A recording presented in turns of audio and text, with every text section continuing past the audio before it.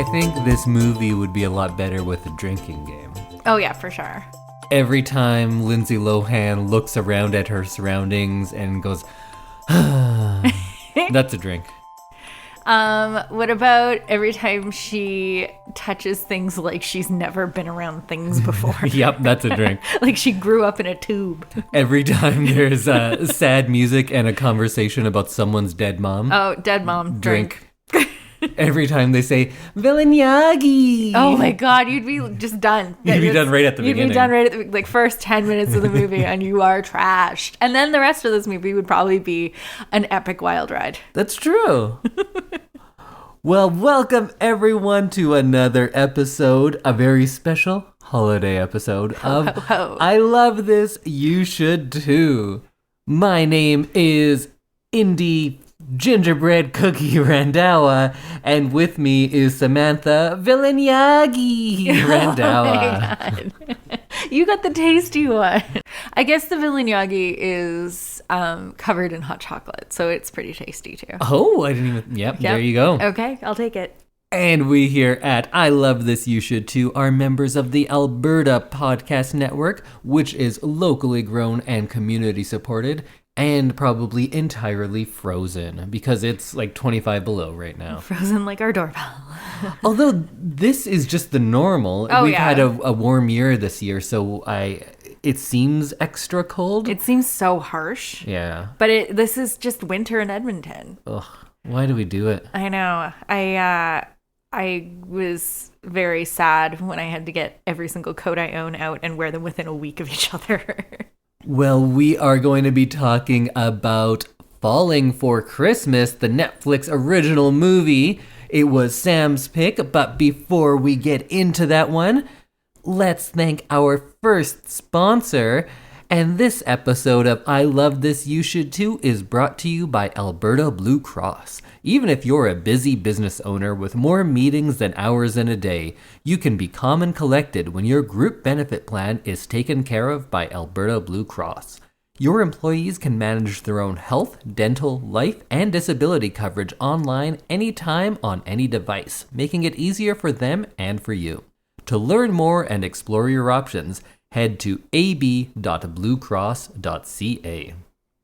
So Samantha, Falling for Christmas, this was your pick. Yes. It's following in the line of your previous Christmas picks of, what was that, Christmas in the Wild? Holiday in the Wild? Holiday in the Wild, Love Hard. Love Hard, and that Christmas Prince. Christmas Prince. Christmas Prince. Not Prince. the Christmas Prince. No, just Christmas Prince. Just one. Just one Christmas Prince. Where do you think this ranks in that world that you have now created and forcibly brought me into? I would say that this is top 3. Top 3 of those 4? Yeah. I would agree. It is top 3. Top 3.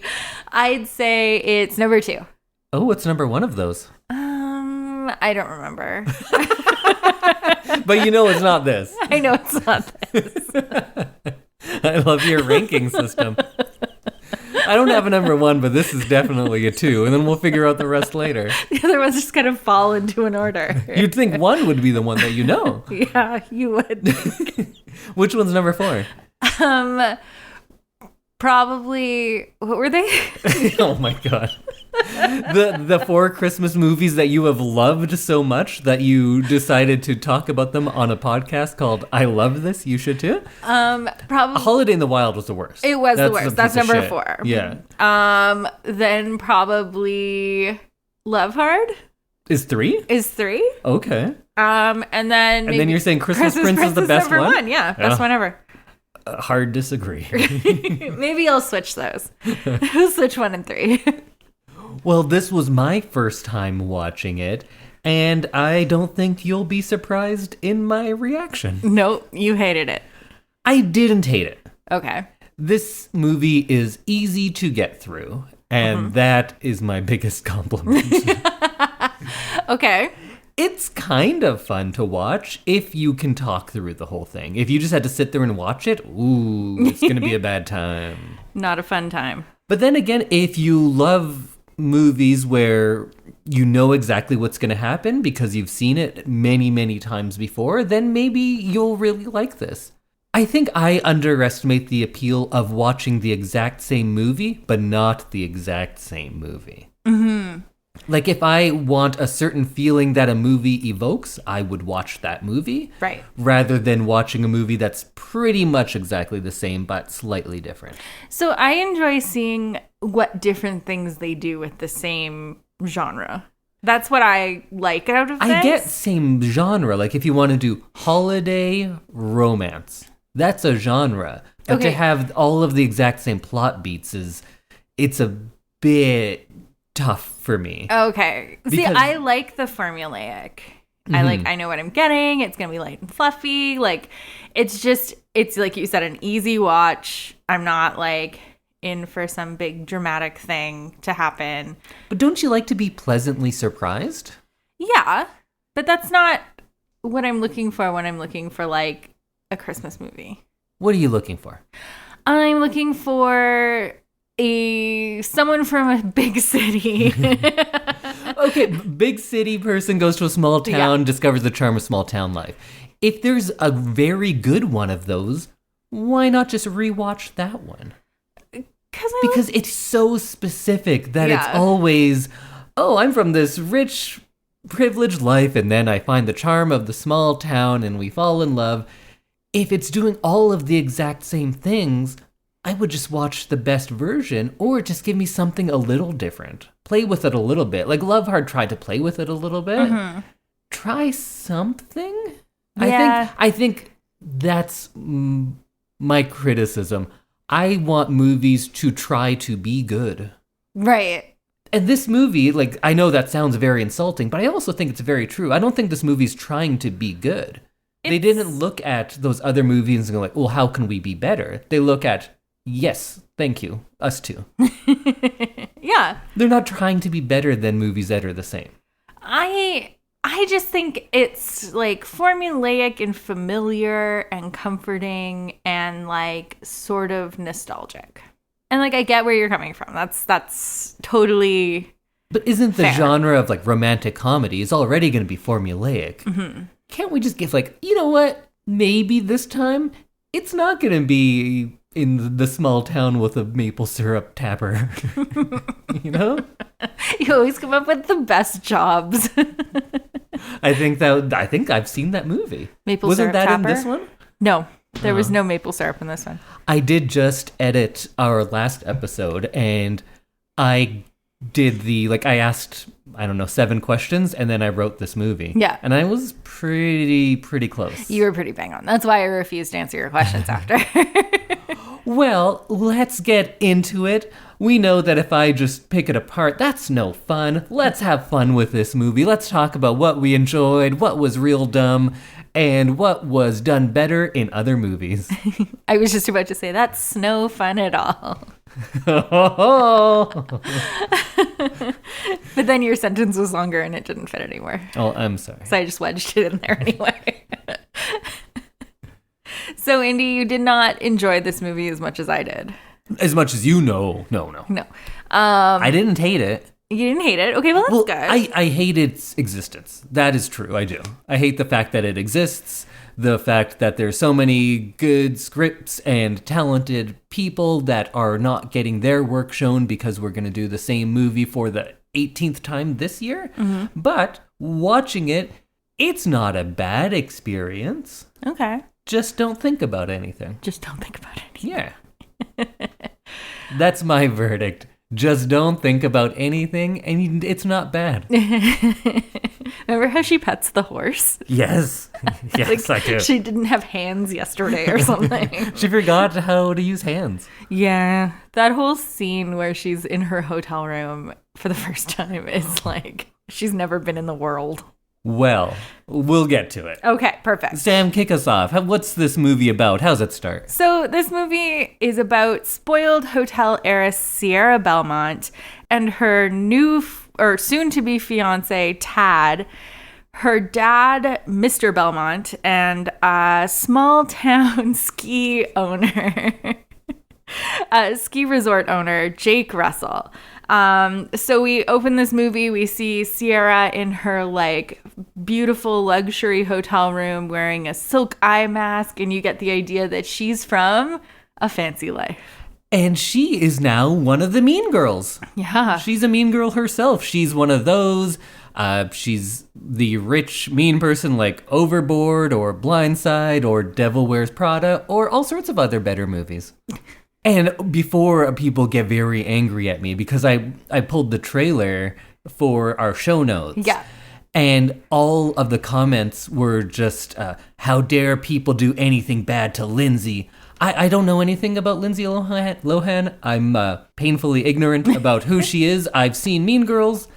I just know her as an actress. So me saying I don't like this movie is not me killing her and then peeing on her grave. So relax, because Yes. I'm now scared of Lindsay Lohan fans. Are because you? they were very angry Oh. about anyone who didn't like this movie. Because that is a personal attack on, I don't know, is she like some sort of martyr? No. What has she done that makes everyone like so angry about anything bad against her? She's lived a very like hard life. She grew up on the streets or something. No, she had a rough patch with drugs and alcohol, and now she's coming back as like she's having a comeback, I guess. Okay, so she like struggled with addiction and is now having a good comeback story, and people are protective of her. Yes. Well, that's fair. Yeah. I just say then extend that to other people who have maybe dealt with the same thing and are not in movies too. That's my Christmas wish for you. Good point. So we find out that Sierra has been appointed as the vice president of atmosphere at her father's resort, which is where she is staying. And she's talking on the phone with her boyfriend, Tad, and she tells him that she doesn't want to be in the hotel business. I liked Tad. He comes from like a long line of rich idiots in movies going back to like 1934 Scarlet Pimpernel all the way to, my boy Billy Madison.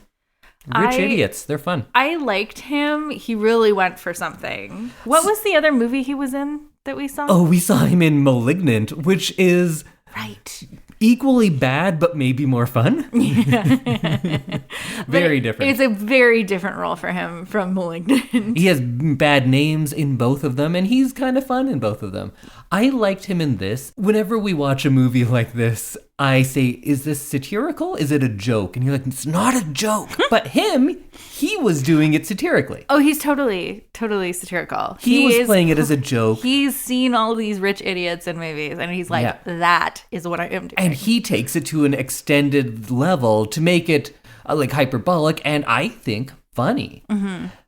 Everyone else is written just as ridiculous, but they don't play it as ridiculous. Mm-hmm. So then I kind of feel like they're kind of letting him just like flounder because he's really going for something and no one else is really doing it. So it makes him seem a little out of place, but I still really like him. It's like he got a note from the director that no one else got. And that's hard throughout the movie to realize. Or nobody else realized the material they were working with, which is written like a joke. Yeah. And he saw the humor in it, but I don't think anyone else did. I enjoyed all of his outfits. Yeah. He had some great, very good, ridiculous influencer outfits. And that ring that he gives Sierra is terrible. It was very ugly. Yeah. I think what it was supposed to be was like, it's the most expensive ring you can buy instead of like the nicest, most expensive ring you can buy. Oh, just like everything with him, it's just the best. It's the most expensive, not actual like thought behind it. Yeah, he's like, give me your most expensive ring. That makes sense. And that's why it like doesn't fit her, and she's like not too excited about it. Oh, but we haven't even gotten past like the first 2 minutes of this movie. No, we haven't. We forgot how Jake meets her dad on the mountain and says, "Oh, can I talk to you for a minute?" And he goes, "Only if you beat me in this ski race." So and it just turns into race. An 80s ski movie. It was pretty great. I liked that scene. It was so dumb, but they play it as very serious. Mm-hmm. And then he asks Mr. Belmont to invest in his small ski resort, and Mr. Belmont says no. What a dick. And then we get both a classic meet cute and the bit where a poor person spills something on a rich person and they go, my villain Yagi! Yeah. And that's how Jake and what's her name meet? Sierra? Sarah. Both. And he gets like the teeniest, tiniest amount of hot chocolate on her. I was like, at least like go for it if you're gonna like make it a big spill scene. So Sierra's father goes away on business and Sierra and Tad go to a mountaintop and she poses on skis even though she doesn't ski. And he proposes to her while she's all unsteady on those skis.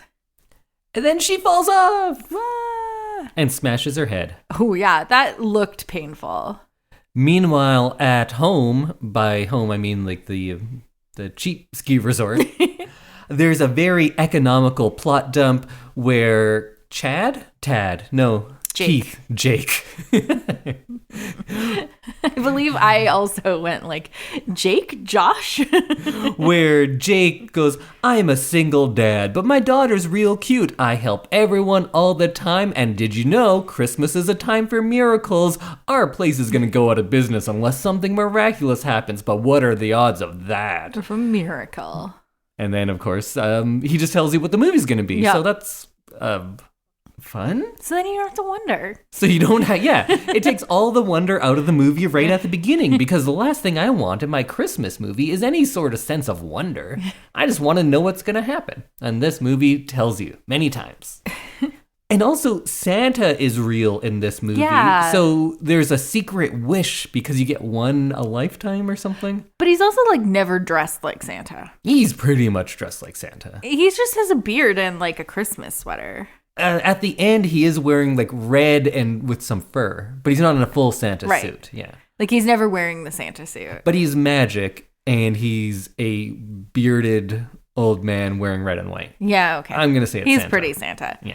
But yes, he can make wishes come true and deliver state-of-the-art sleighs to people without them noticing. He's also real creepy, I thought. Yeah, he's just like lurking in the background. It's the way they shoot him. He's always like doing these like lascivious looks. I think he's trying to be like magical looks. Oh, it is not. It does not come across that way. He doesn't do it, no.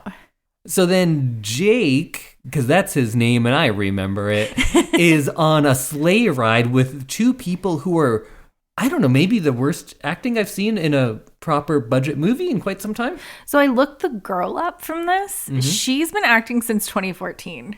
Well, I've been doing lots of things since 2014. No, but she was like in Twilight and like she was... Did she speak in any of those? I don't know. Or is she always credited as Girl by Locker? I don't know what she did in Twilight. I didn't go back and watch and look for her, but I think she should be a better actor than she is. Yeah, well, I think many people should be better actors than they are, but here we are. It's just odd that was the best take they got out of these people, because I know it's not like a huge, big movie, but this is a proper production. Oh, yeah. It's rare to have line deliveries in a movie like this that completely take you out of it, and this happens quite a few times. And I'm sorry, all you Lindsay Lohan fans, but you said this is classic, a return to classic Lindsay. Do you still think that? I think she was a better actor when she was younger, but she's like doing a good job. You think that this was a good job of acting? I think she was doing her best. Sure. That's not the question. Do you think this was a good performance? It was good. It was good. Yeah. Okay. She does a lot of the shifty eye. Yeah. I'm doing it right now, but of course you can't see it. But she looks out of both corners of her eyes back and forth. She does that a lot. And it's she kind of went to the Galen Pendleton School of Acting. It's my favorite school of acting. Everyone who comes out of there is a really good actor. Oh, I don't know about that. So she has amnesia now. Yes. And the hospital doesn't want her. Yeah. So Jake finds her and they are like, well, you're annoying, so go stay with this stranger. Yes, they're like lady with no people in the world who know her or who just experienced massive head trauma. Yeah, why don't you go stay at this little tiny lodge and stay with a stranger? And they're like, do normal everyday things. Yeah, and they're like, you know what? It worked in Overboard and Addams Family and Muppets Take Manhattan and, Search for Santa Paws. Yes. Santa. He gets a real bad head injury. He does. And then they just put him to work. Yeah. Just being Santa. I don't know who needs to hear it, but if someone gets hit on the head and can't remember anything, don't just send them out into the world. No, you should probably keep them in the hospital for as long as possible. So then she comes to where she's going to be staying at this lodge, and she doesn't remember who she is, but she does remember that she's better than everyone. Yeah, she's got this really interesting attitude for someone who's never, like, seen a chair before. Well, I think she would know what chairs are. I don't think she's like reverted to baby. She's just her identity is what's gone. But I guess she remembers enough of her identity to know that everyone else is trash. She navigates that hotel room like she's never been in the world before. That's true. She plays both sides of it. Like, she doesn't know how to use her hands. No. I understand that she doesn't know how to use a dishwasher because she's so rich she's never done There were some dishes. things that she probably wouldn't have come But in she's contact probably with. used her hands before. Yeah. But, and like... So I don't know if that is her playing the character as being so new to this world that everything is foreign. Yeah. Or if it's bad acting. Or if it's Lindsay Lohan has been so rich for so long, she's never like touched an animal like that. And she's like, what do I do with this? Are there horses in Dubai? Probably. Yeah, I think there's everything there. If you can. Okay. Does she live in Dubai? Yeah. Oh, interesting. So she gets into the room and she looks at one thing and goes, ah. And then I said to you, like, I hope she looks at everything and does that same great performance. And then she looked at 3 different things and would look at it and go, ah. Look at the other way. And she just keeps now doing everyone it. is drunk because she's sighed so many times in the span of like 5 minutes. But then she sees a raccoon. Yes. Who is like from a cartoon. He's because like a puppet. Yeah, but it looks at her and reacts like it's a raccoon from a cartoon. Rrr. It was like that. And then she does a pratfall and does a flip over a chair. What's a pratfall? A fall for comedic effect. Okay. Why is it called a pratfall? Because it was invented by Chris Pratt. Really? No. I was going to say, I feel like it has deeper origins than that, but that's okay. Oh, it's defined as a comedy fall by 1930, said to be a word from burlesque or vaudeville theater from prat, meaning buttock, and fall, to fall on your butt. Pratfall. Oh, interesting. I assumed it was named after the person who like invented That's it. what I thought too. I've never heard prat as being a synonym for butt, but now I'm going to start using it. Nice prat. Thank you. So then she goes to sleep and she makes a big deal about how bad the clothing is. Yeah. And we think like, this is going to be a fun bit because it's always fun when a famous actress who's like beautiful is going to not look beautiful all the time. Uh-huh. They're willing to do it for comedic effect. But nope, she wears one bad outfit and the rest of the time she's looking great. Yeah. She does have quite a few outfits, like outfit changes. So like For someone who has no clothing. She's worn everything from The Lost and Found in this movie. And she wakes up to a Netflix promo, so we get to see some movie. Are you going to watch that one? Have you watched that one? Oh, Christmas at the Castle? Sure. It came out last year, I think. I haven't actually watched it. Oh. So Jake's daughter, Avi. That's her name? That's her name. Oh, okay. I didn't actually know her name until I read the Wikipedia summary. So Avi sneaks into Sierra's room and decides that she needs a name and names her after, or like presents her with the names of her stuffed animal. And the only human name is Sarah. No, Wallace. She could have been Wallace. Right. I forgot about Wallace. I think it would have been funny if she said, or like if the daughter goes like, yeah, we'll call you Wallace. And then she goes, maybe I'll go with Sarah. You could just do something. Just try to make this movie more fun. Yeah. she learns that the family is struggling with money and that the lodge has no bookings. And they bond over their dead moms. Just like Cinderella and Snow White and Aladdin. Oh, and Beauty and the Beast? Yeah. And Pocahontas. There's a lot of dead moms. Princess and the Frog? Wait, do no Disney characters have moms? No. No, Moana. Well, she meets her mom later because her mom's that island. No, she has a mom in the village. No, the island is her mom. She goes and her grandma's there and her dad's there, but her mom has disappeared because her mom is the island. She is of the land. I can't have this argument with you right now. All right, everyone, go watch Moana. The island is her mom. The island is not her mom. So then she says, like, I can make my own breakfast, but she can't. She proceeds to cook like someone in an infomercial. Yeah. You know how they just can't do anything at all? She's one of those. So Sierra realizes that they need help and starts to try and do normal people things. Oh, yeah, there's a big cleaning montage where she breaks everything.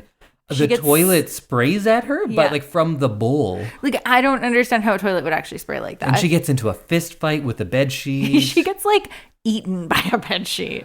So the pretty girl who's clumsy all the time, who did it best? Leap Year or this? I think it goes Leap Year is the worst of ones we've done recently. Then this, then Princess Diaries is the best version of that. Oh, yeah, yeah. But that's another thing. To humanize pretty people, they make them clumsy. Mm-hmm. Because then they're like, we don't have to do any writing. We'll just make her fall down. She's like a normal person. She's so approachable now because a toilet sprayed her. And because she doesn't know how to use a fitted sheet. So approachable. And she breaks the washing machine, and then he goes, this is the last thing I need right now. And then everyone's real mad at him because he did something. Mad. He was so mean. That was such a bad thing for him to do. Because he took in this homeless woman and then she broke his washing machine. And he's broke and is going to lose his business. And he was upset about that. So then he goes out and apologizes. Yeah. And then they go to a fun Christmas festival in the town square with fireworks and a tree lighting, which it looked pretty fun. I'd like to go to that Christmas festival. We should have more Christmas festivals. We have quite a few. Do we? Yeah. It's just too cold. Oh, right. I just don't like going outside between the months of October and February. But now we see like maybe there's something like brewing between the two of them. But how could this rich woman fall for this poor guy? Because he bought her a snow globe. Oh, and because we've seen it in like 18. Titanic. Yeah. And Karate Kid and The Notebook. Cinderella and Aladdin again. Oh, Pretty in Pink. Yeah. Say Anything. Star Wars. He's just a scruffy looking nerf herder. Aww. But he does have that speech when he's apologizing. He's like, I'm so different than everyone here. I like things like home cooking and hot chocolate and American trucks. I don't think he says American trucks. I feel like that would fit in. He's like, yeah, I'm so different because I like home cooking. I'm from a different world. I'm from a bygone era because I like food from home. So Sierra comes up with an idea to throw a party to raise funds for the hotel because apparently the entire town has stayed there even though they live in the town that the hotel's in. Right. So everyone's had some kind of stay there and they all have very fond memories. And Jake turns it down for a while. For the next 10 minutes, he turns it down. He says, no, not asking people for money. I refuse. I'd rather not have a hotel anymore. I think this is when we see Tad again. Oh, yeah. Meanwhile, I think we've kind of skipped over it, but Tad also fell down the mountain, finds a guy who is ice fishing. Yes, in a shack. But then that guy doesn't have a car because no automobiles work in this town. No. So then he has to walk through the wilderness, and it's just him kind of being out of place, and he thinks canned beans are really spicy, and there's just like weird jokes that I don't really kind of get. But he's kind of funny, I guess. I liked the woodsman. What was his name? Oh, I Ralph. have no idea. His name was Ralph. In my notes, I just have every like sixth note says another sad dead mom moment. Every 25 minutes, they go like, oh, and remember our sad dead mom? And then they go, yeah, what about my sad dad mom? Yeah, I remember that too. So sad. So dead. So Tad and Ralph are on this adventure down the mountain, and we realize that at the Belmont, the hotel staff didn't look for Sierra and Tad because they think that they're away on a trip just based on what Tad has written in a card with flowers. Right, and I thought that at some point in this movie, they said about halfway through, like, oh, it's been 2 weeks. But maybe that never happened because at the end, they say it's been 4 days. Yeah. So if this movie takes place over 2 months or 4 days, I have no idea. Yeah. So in the Wikipedia synopsis, which we know is not always like good for real plot, it does say after 4 days, Sierra's father returns. So I think all of this takes place over 4 days. Whoa, that's weird. It's too much plot for that amount of time. I feel like if they'd said a week, I'd believe it. So all of these montages that we see her like learning all of these skills, it was just like in the morning and then the afternoon. She breaks everything that morning and then she learns it all. Multiple montages a day. Yeah. That's exhausting. She has 4 montages of her like learning things. In 4 days. I guess. Montage a day. Yeah. I think 2 of them were the first day though. I think so. Either way, now they're in town and they're kind of getting closer and they meet one of his friends and he's leaving and says, oh, don't talk about me while I'm gone. And then she proceeds to go, oh, did you know he's the greatest human ever? He donates everything and does everything good and nothing bad. Also, he's the best. Yeah. So now we know that he's a good guy because of that plot dump? Because everyone keeps telling us he's a very good guy. Did you know Jake's a good guy? Yeah. And then they were like, oh, if there was something we could do for him. And at that point, I said, like, oh, probably something that will happen around the 1 hour, 15 minute mark. And then we can really put a cap and happy ending on this and save his little lodge. But then that happens. The end? Yeah, pretty much. So finally, Jake gives in and says, okay, let's throw the party. And it's like 1 day before the party when they're circulating these flyers. Which is going to happen on Christmas Eve. Yeah, like, isn't everybody busy on Christmas Eve? Oh, I guess we did skip over it that she said because something bad happens, like she breaks something again. And she says, okay, I'm leaving. And she goes to leave with no money or identification or transportation in the mountains. Where is she going? But luckily, they make her stay, and because they have another sad dead mom moment, and they say, like, you know what? I'm less sad about this dead mom now that you're here, and let's put this angel on the tree. And then she's like, okay, I'll stay then. Yeah. I won't go out to near certain death. Yeah. And we'll have a big party. Big party. The town comes together, but is late for the party because the entire town got stuck behind a snowplow. They have a lot of automobile issues in this movie. Yeah. So then everyone in the town arrives all at once, and it's a big party. Oh, and right before that, we have the big dramatic, she's wearing a beautiful dress walking down the stairs like Cinderella or My Fair Lady or Ocean's 11 or She's All That. And of all the dresses or all the outfits she had, we say they're all terrible, but she looks pretty great in all of them. Yeah, and then in this one, we're like, this is the most beautiful one. I think it was her worst outfit. It was really ill-fitting. It was. And it, like... For the big, dramatic, she's all that moment. Yeah. It didn't fit her properly. No. And I think it was made for a way smaller busted person. Like, I think it would look good if you didn't have Lindsay Lohan's boobs. So it would look good on a different person. Yes. Or she would look good in a different dress. I think she should have had a different dress. Yeah. Come on, Netflix. Have a better clothing budget or clothing buyer. So Sierra and Jake have a slow dance, and then the entire town arrives, and people are like, Jake, give a speech, because you give a speech at all parties? Yeah, every party I throw, I have at least a 20-minute speech. Interesting. So I haven't thrown a party in a while, but that's what you have to look forward to, everyone. RSVP. And they do the bit like the end of It's a Wonderful Life. They all come in at the same time, and then they all write him checks, and they say, "To Jake, the richest man I know." Yeah.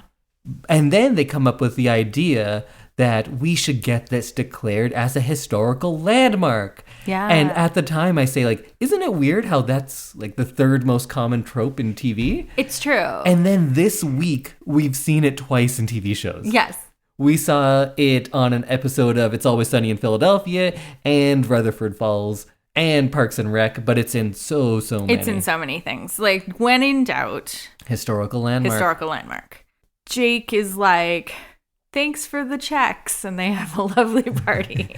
But who shows up at the end? Tad and Mr. Belmont. Beauregard Belmont? Beauregard Belmont. That's a big name. And they Big name for a big man. And they basically like scoop Sierra up, shove an engagement ring on her finger, and just like pull her from the party. They're like, "You're ours now." Yeah, no like, "Oh, like, thanks," or like... It seemed like they didn't know she had amnesia. Yeah. Because they don't address it or No. talk to her any differently than if they were just seeing her the next day. And she clearly doesn't recognize them. No. And they weren't like, "Oh, how have things been going here?" Or like checking in with the one person who knows what she's been going through. Are you alive still? Yeah. Also, we're engaged. This is my name. None of that. No. So they take her home and she goes back to the fancy hotel. Where she has caviar for breakfast. Yeah. Every day. That's how we know she's rich. Yeah. And But she doesn't do bacon. she doesn't do bacon. That was a big turning point in the movie, was Yeah. when she tried bacon.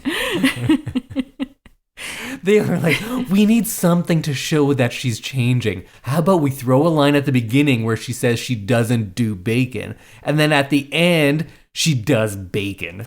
And everyone's like, "Fuck, yeah, you nailed it, Oh, Steve. man. Great script." Oscars, here we go. And she starts doing her own chores at the hotel, and the staff are shocked, Tad's shocked, and she is able to like cook her own breakfast, which is... And she does bacon. And she does bacon, and she tries to make Tad do bacon. And Tad won't even take the bacon out of his mouth. He needs someone to help him. Rich people. Never touching their So own then food. she has a press conference, which is a thing people do, I guess. Yeah. And they'd ask her a question, and then they interrupt her answering with more questions. So Yes. the press won't give her a chance to answer the questions they ask. Mm-hmm. And also, it's full of kung fu zooms. It was weird. The camera movement in this movie is... Too much? it's not too much. It's just, why? Why is it doing that thing at that point? Mm-hmm. I'm not sure who directed this, but I'm going to say not a great job. So they watch her press conference from their shabby little inn, which looks pretty nice. They have a Christmas tree in every room. Yeah. That's impressive. Yeah. Like, it's got probably like $20,000 worth of Christmas decorations. Yeah. That's why they're going out of business. They're buying Christmas trees for every room, even though there's nobody staying there. Yeah, they have no guests, but every single room is decorated. But in her press conference, she thanks them and at the inn. So then everyone starts booking it for Christmas night, I guess? Because this is Christmas morning. That's like what's they're happening. arriving that day. Yeah. And staying for the rest of the week, I guess? And forever, because it is now booked forever. It is sold out for the season. When does the ski season end? Like March? Depends where you are. So, yeah, they're booked for the next like 4 months solid, which is amazing for a place that nobody's ever heard of. And Until now. everyone just had vacation planned already. But then back at the inn, they're saying, you have to go tell her you love her. And he's like, all right, I'll take my snowmobile that we said doesn't work at the beginning of this movie in a line that seemed very out of place. Oh, no, it doesn't work. But then... Santa delivers the state-of-the-art sleigh. Is there a state-of-the-art sleigh? Because the sleigh is kind of... I feel like sleighs peaked in, 1880? I think it's just like a really nice built sleigh. Oh, that was a quality sleigh. Yeah, like I gotta think say. it was just like pretty fancy and like well engineered. So Evie and Jake ride in this magical sleigh on Christmas to the resort, and at the same time, Sierra is breaking up with Tad and then is like taking a moment of reflection in the back garden. Then Jake comes and has a moment with Santa, who's like, I think what you're looking for is in the back garden, and goes out there, and then they fall in love, or they profess their love. And because he says like, oh, I brought the mistletoe. Yeah. She's like, I don't need it. And then there's like weird lens flares that only happened in memories of sad dead moms before. But now they're here. So that means she's going to die next. Oh my God. I think, right? Is that what they're going for? I don't think so. I think it was like, now everything's happy. Oh, it's a happy time, we like don't that care memory. about our sad dead moms. Oh, yeah. Fuck you, previous wife. I got someone new now, and she's rich.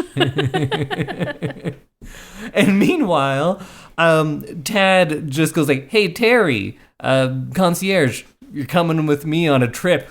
Yeah. And now they're a couple. It seemed like there was some like tension happening between them in the background. Really? Oh, I didn't catch that. Yeah. So now they're going on a New Year's trip together. Yeah. To Dubai to see Lindsay Lohan, I think. I think Lindsay Lohan's staying in Aspen. No, that is Sierra. Oh, sorry. Yeah. They're different people. Yeah. Lindsay Lohan, the actress, is also in this world. And then I like, at the very end, after he's just fallen in love, his life has been changed in the last 4 days, his business is thriving. What's he say? What a Christmas, guys. And then she says, just recovering from amnesia. Actually, not even recovered. Does she even remember who she is? She shouldn't be making life choices if she doesn't remember who she is. She gets her memories back, apparently, when he gives her back the engagement ring at the lodge. Just all of them? Apparently. I thought it was just restored. the engagement-based memories. No. Okay. Well, either way, he goes, what a Christmas, guys. And she goes, one I'll never forget. And then I assume someone in the background goes, wah, wah. Because she has amnesia. And that's the last... Yeah. That's the end of that movie. That's the line that someone wrote that and they're like, fuck, yes. Gold. Nailed it. Yeah, we did it, guys. Get it? One I'll never forget because she forgot everything? And they're like, yeah, Steve, we like, get it. Calm down. Got it. Yeah. Or it's more like, all right, algorithm bot 2.6, well done. Because I think this movie was just written by an algorithm, right? Maybe. If it was, I would be more impressed. Yeah. But I also would not be surprised. The screenplay was written by Jeff Bonnet and Ron Oliver. That classic duo. Bonnet and Oliver. So I was looking at what they wrote, and Jeff Bonnet has only written Love by the Book, a made-for-TV movie. And I was like, yeah, that checks out. Ron Oliver, not much. Christmas at the Plaza, The Housewives of the North Pole. So he just does Christmas-based things, but... I want to watch The Housewives of the North Pole. Okay, yeah, I'll watch that. Okay. But in 1987, he wrote Hello, Mary Lou, Prom Night 2, who, if you are a fan of low-budget, cult classic Canadian horror movies, you'll know is, it's quite the movie. So at least he's got that going for him. Well then. He's done 83 movies, all of them direct to TV, it looks like. Oh. And he also directed Granddaddy Daycare. What's Granddaddy Daycare? I don't know. It's probably something real dumb. Okay. He just does Christmas movies. But he wrote Hello, Mary Lou, Prom Night 2. Oh. He's Canadian. That's nice for him. I don't know anything about the other guy. Is that it? I think we're out of plot. I think this was a bad episode. Was this a bad episode? No, I liked this episode. Okay, I hope so. Because I try to like be forgiving of these movies because I know they're not good. But if I'm just sitting there and like talking about how bad it is, that's not a fun episode. I tried not to, but it's so hard. You did a good job. Thanks. I had fun with this episode. Okay, I'm glad. Then I'm sure it was great. it was probably real bad. Well, any final thoughts on Falling Christmas for Christmas in the Winter Part 2? Christmas in the Winter Part 2? I don't know. I forgot what it was called. I thought I would just guess. Falling for Christmas. Yeah, that's the one. I think it's formulaic and predictable in the best way. And you should watch it because it is exactly what you're looking for if you like Hallmark Christmas movies. You could just watch a Hallmark Christmas movie, though. No, also good, yeah. Because there's, 24 of those a year? Yeah, true. They really do a lot of movies. Yeah, I know people who work on them. And there's one thing I can say for Hallmark Christmas movies. They have their production down. They got it. They can just bang one out and, done. Yeah. Well, when you got an algorithm doing your writing, use the same crew for every movie, same sets a lot of the time. Are there people who just, only work on Hallmark? Yeah. Oh, for sure. Oh, wow. Yeah. It's like its own little industry. It's its own production company. Wow. Yeah. Well, just look at this writer we were looking at. He just has 83 Christmas movies that went direct to TV. Christmas is its own little industry. So that's interesting that's all you can do and still have a great writing career. I wish I could write one of these Christmas movies. You should. All right, Hallmark, give me a call. I'll spice one of these up for you. Spice it up. A spicy Christmas? Oh, yeah, sure. I'm gonna work on my script for a spicy Christmas. Okay. A spicy Christmas leads me to believe that there's either baked spice cookies, like a baker who makes this special cinnamon cookie. Yeah. Or just a lot of cleavage and Santa outfits. Both. Maybe it's a Christmas movie set in a strip club. Oh, I think you're onto something. Spicy Christmas. I thought it was going to be this big city attorney, and then her plane is delayed in this tiny town in North Dakota, and she is like, wow, nothing's open because it's the Christmas season, but the only restaurant that's open is this Indian restaurant, and then there's this guy working there, and then maybe I could cast myself, and then you get 2 paychecks. Oh, yeah. That's a trick I learned. The last feature I wrote, I did write a role that only I could play. And then they're like, we don't know who to get for this because we need an Indian guy who can speak French and English. And I was like, oh, well, I could do that. And they're like, yeah, okay. 2 paychecks. 2 paychecks. 2 small paychecks, but 2 paychecks. It's still more paychecks than you would have had if you did one or the other. Mm-hmm. Who are you going to play in Spicy Christmas? Well, I work I'm the chef at the Indian restaurant. Oh, okay. Yeah. At the beginning, she's like, oh, well, I can't have any spicy food when she's on the plane. Mm-hmm. And then she's going to learn to accept the spices of food and also the spices of life. She learns to branch out a little. She learns what Christmas really means. Is that just the story of us? Us and every Hallmark movie. Yes. Yep, I taught you what Christmas really means. No, you taught me about spicy food. Yeah. Well, I taught you about food. Yeah, you did. You only ate goldfish crackers and yogurt when I met you. It's true. We went for our second date to a sushi restaurant, and I was all excited. And then she's like, no, but no fish, though. And I was like, but we're at a sushi restaurant. I was so sad. Now I'm all about fish. Yeah. I didn't know what I was missing. You didn't. Thank you for introducing me to food. To spices, to fish, so many things. Fruit, vegetables. I don't know. I think maybe we should just end this episode. We're just going to talk about nonsense for the rest of the time. So our second sponsor of the episode is Park Power. In Alberta, you get to choose who you buy your internet, electricity, and natural gas from. If you switch providers, nothing changes about the delivery of these utilities to your home or business. If you have an existing contract, you're going to want to find out the terms before leaving. If you don't, then it's even easier to sign up for Park Power.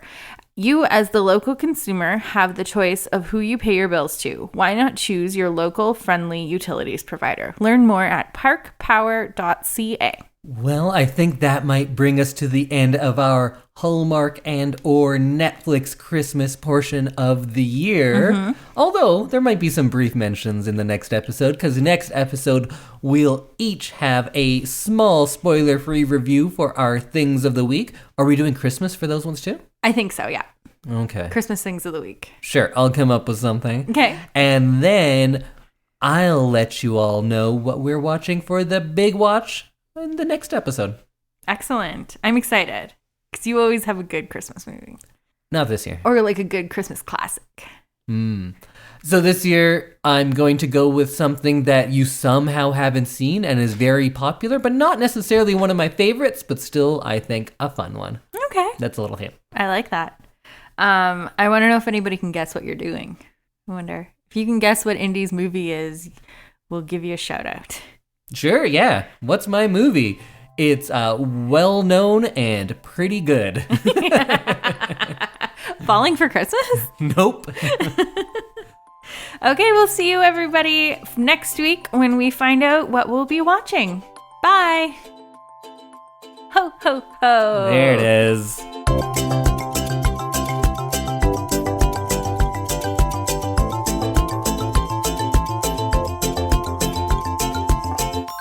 Taking a moment of reflection in the back garden. Back garden? The back garden. Is it a garden?